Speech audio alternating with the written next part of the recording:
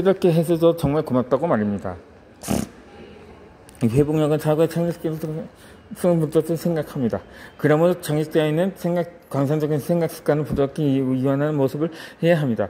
매일 머릿속 편집자가 어떤 이야기를 만들어내는지 자각하고 그것을 해서 바꾸려고 하기보다는 생각선이 자연스럽게 흘러나오도록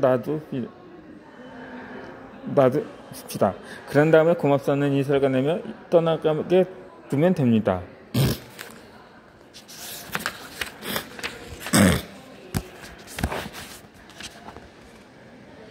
이 회복력을 저해하는 세 가지 생각입니다.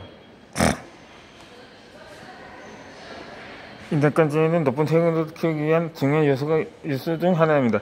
이 낙관이라는 단어를 들었을 때 가장 먼저 떠오르는 생각은 무엇인가요? 이 내 머릿속에 가장 먼저 떠오르는 생각은 낙관은 세상에 아름다운 가득하고 즐겁지 않은 일은 하나도 없는 거라는 생각입니다. 그리고 인터넷상에서 흔히 볼 수 있는 낙관주의에 관한 경험도 떠올랐습니다. 이 낙관주의는 모든 것은 긍정적으로 보는 것이라고 말입니다. 그런데 이 개근을 떠올릴 때는 삶과 속에서 심한 거부감이 들었습니다. 이건 바로 해로운 긍정성이 아니던가요? 이 낙관주의에 관한 여러 장르를 연구서를 읽은 후에 낙관주의의 이 생각을 쫓아버리려고 했을 필요는 없으며 이 당신이 해야 할지는 당신과 생각 사이 관계를 바꾸는 것 뿐이에요.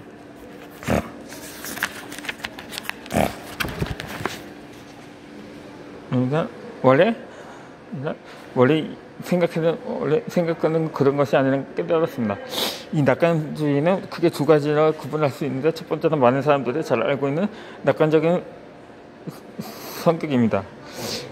즉 기본적으로 미래는 더욱 밝아질 것이고 좋은 일이 생길 거면 세상이 아름답다고 믿는 것입니다. 두 번째는 펜실베니아 대학의 마틴 셀레그만 교수가 제시한 낙관적인 해석입니다. 셀레그만 교수는 발생한 일을 어떻게 해석했느냐에 따라서 낙관주의와 비관주의가 설명했습니다. 그는 실패했을 때 실패의 원인을 어떻게 해석하느냐에 따라 달라진다는 것입니다. 이 낙관적인 해석에 대해 설명하기 전에는 아래의 상황을 살펴봅시다. 만약 당신에게 다음과 같은 일이 생기면 그 일이 생기는 원인을 어떻게 해석하겠는가요?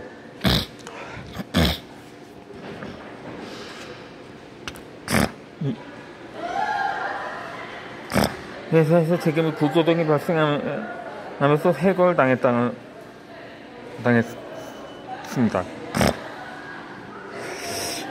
두 번째로 최종 면접까지 올라가서 면접을 잘 봤다고 생각했는데 아무런 통보가 없을 때를 가정합니다.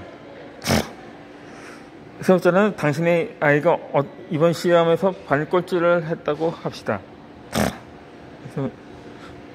이 네 번째로 유학을 가기 위해서 10개가 넘는 학교에 입학원들을 제출했는데 면접을 보러 오라는 한 것도 없다고 합시다. 다섯 번째로 무려 오랫동안 사귄 연인에게 이별 통보를 받았을 경우입니다. 만약 당신에게 위에 같은 일이 미리 벌어졌다면 왜 이런 일이 벌어졌다고 생각하겠는가요? 자신의 관점을 해봅시다. 사람들의 머릿속에는 저마다 습관적인 해석 방식이 있으며 이런 해석은 굉장히 빠르게 작성합니다. 마치 우리 몸의 반사작용처럼 어떤 일이 발생한 즉시 머릿속에서 발생 원인에 대한 해석을 시작합니다. 셀레그만 교수와 경험했던 세상을 당한 같은 씹을 주는 기반을 작동합니다. 첫 번째는 일이 발생한 원인은 개인적인 요소와 외부적인 요소 중 어떤 것에서 찾는가요? 이 실패를 했을 때 그 원인을 개인적인 요소인 나로의 요소와 외부적인 요소인 기차 요인으로 이런 것 중에 어디에서 찾는 편인가요? 이 주로 개인적인 요소에서 찾는 편이라면 회사에서 해고를 당했을 때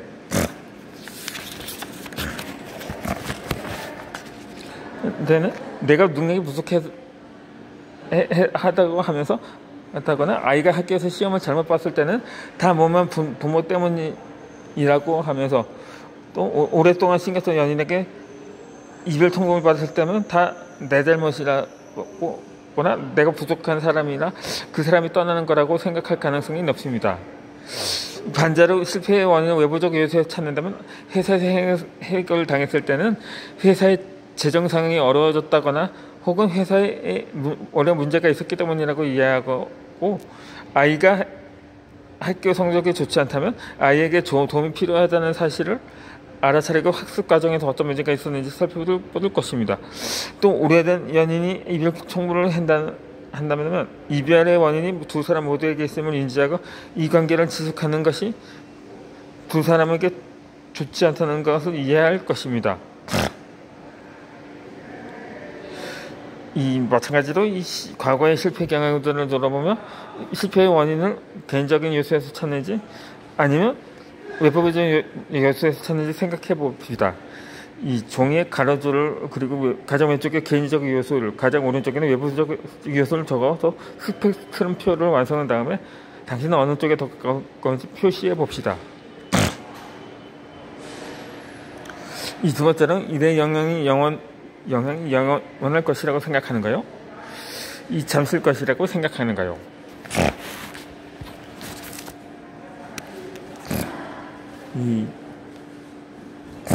이 실패를 했을 때 그 일이 내 영향이 영원히 지속될 것이라고 생각한다면 내가 바꿀 수 없는 일에 너무 많은 힘을 낭비하게 됩니다.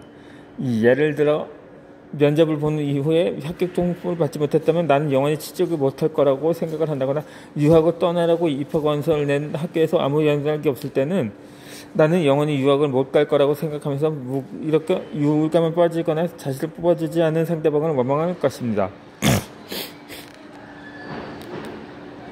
하지만 일의 영향이 잠시일 뿐이라고 생각한다면 올해 원하는 이번에 합격하지 못했어도 평생 그럴 것은 아니라는 것을 알기 때문에 일획서를 이렇게 새롭게 고치는 거나 면접 코칭을 받는 등 내가 청구하고 바꿀 수 있는 일에 힘을 집중할 수 있습니다. 학교 입학원서를 낼 때는 입학원서를 더 많이 써봐서 사람이 조언을 구하려고 수정을 조사하더라도 부탁해 볼 수가 있습니다. 그러면 분명 내년에는 합격할 가능성이 높아질 것입니다. 여러분들은 실패했을 때 그 영향이 영원히 지속될 것이라고 생각했는가요? 아니면 잠시일 뿐이라고 생각했는가요? 여러분들의 힘을 바꿀 수 없는 일에 쏟았는가요? 아니면 바꿀 수 있는 일에 쏟았는가요?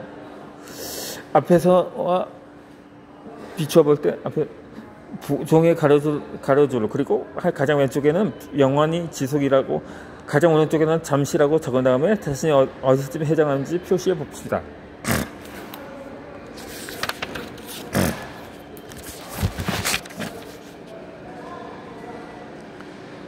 두 번째는 일이 장반전 생각하는 게 특정 부분에 나타난다고 생각하는가요? 실패를 했을 때 그 영향이 장반전에 나타난다고 생각하는가요? 아니면 특정 부분에 나타난다고 생각하는가요? 만약 영향이 이 점이 있을 나타나게 한다면 입학원서 원서는 학교에 했을 때 나는 정말 아무것 능력 없는 사람이라고 생각하거나 연인이 헤어지자고 했을 때 나는 정말 매력이 없나 봐. 아무도 나를 사랑해주지 않으니 다른 사람까지 좋은 생각을 하지 못할 거라고 생각합니다. 또 회사에서 해고를 당했을 때 나는 잘한 일이 하나도 없다면서 내 인생은 실패작이라고 여깁니다. 이 한편 영향인 특정 부분에만 나타나가 생각하면 입학원서를 제출한 학교에서 거절을 당했을 때 내가 이 학교에 합격하려면 어떤 부분을 더 많이 공부해야겠다고 깨닫고 연인과 헤어졌을 때 이 관계는 우리 두 사람에게 맞지 않았던 거라면서 분명 나도 바꿔야 하는 부분이 있고 이 경험을 통해 더 나은 사람이 될 수도 있을 거라고 스스로를 위로할 수가 있습니다. 이 회사에서 해고를 당했을 때는 당장 직면해야 하는 재정 문제를 이해하고 계획을 세울 수가 있습니다. 분명 사랑하는 가족들과 친구들이 당신 응원을 해줄 것입니다. 여러분들은 실패의 영향이 인생 전반에 나타난다고 생각하는가요? 특정 부분에만 나타난다고 생각하는가요? 이번에도 종이에 가로줄을 그린 다음에 가장 왼쪽에는 전반적으로, 오른쪽에는 특정 부분이라고 적고 당신의 생각을 표시해 봅시다.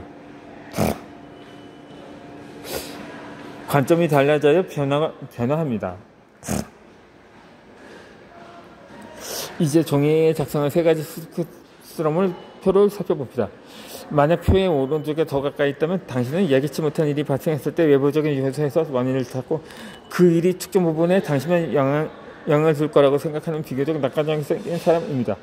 반면 표의 왼쪽에 더 가까이 있다면 실패했을 때 발생 원인을 개인적인 요소에서 찾고 영원히 지속하면서 인생 전반에 영향이 미치다고 생각하는 비교적 비관적인 사람일 겁니다. 셀리그먼 고시는 알파벳 P로 시작하는 이 세 개의 단어를 회복력으로 좌우하는 세 가지 요소라고 불렀습니다. 자신이 해석하는 방식이 회복력의 정성을 좌우하고 있다는 사실을 자각했다면 이미 변화의 걸음을 내디딘 셈입니다. 해석 방식은 대부분 어린 시절 성경장 배경을 영향을 받아 만들어진 것입니다. 그러나 이제 당신에게는 이러한 방식을